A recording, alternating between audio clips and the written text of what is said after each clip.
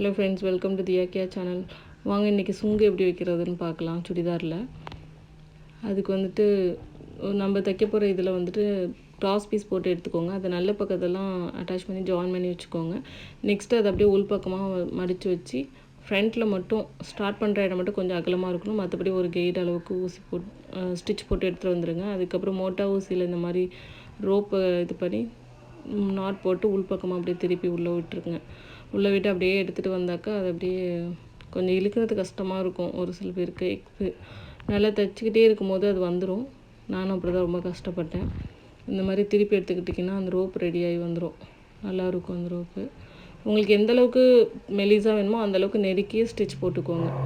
Next இந்த மாதிரி ஒரு 3 இன்ச்சு நீளம் அகலம் அந்த மாதிரி எடுத்து கட் பண்ணி நல்ல பக்கத்தை உள்ளே வச்சுட்டு இந்த மாதிரி ஸ்டிச் போட்டுக்கோங்க. ஸ்டிச் போட்டு இன்னொரு பக்கம் திருப்பி தைக்கும் போது அதை அப்படியே வளைச்சி எடுத்துக்கோங்க. வளைச்சி ஸ்டிச் போட்டு எடுத்துக்கோங்க. கொஞ்சம் கேப் இருக்கணும், ஏன்னா திருப்புறதுக்காக. இந்த மாதிரி கட் பண்ணி எடுத்துக்கோங்க.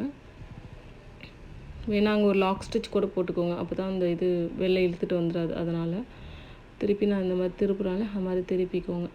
திருப்புனா அழகாக திரும்பும். அது திருப்பிட்டு பார்த்தாக்கா அதில் அழகாக கொடை மாதிரி வரும். ரொம்ப அழகாக இருக்கும் இந்த மாடல். நான் அந்த காட்டினது வந்துட்டு நான் கடையில் தைச்சி வாங்கினது அந்த ட்ரெஸ்ஸு. ஆனால் இது ரொம்ப அழகாக இருக்கும். நம்ம தையல் போட்டதெல்லாம் வெளில தெரியவே தெரியாது. தேங்க்யூ ஃபார் வாட்சிங்.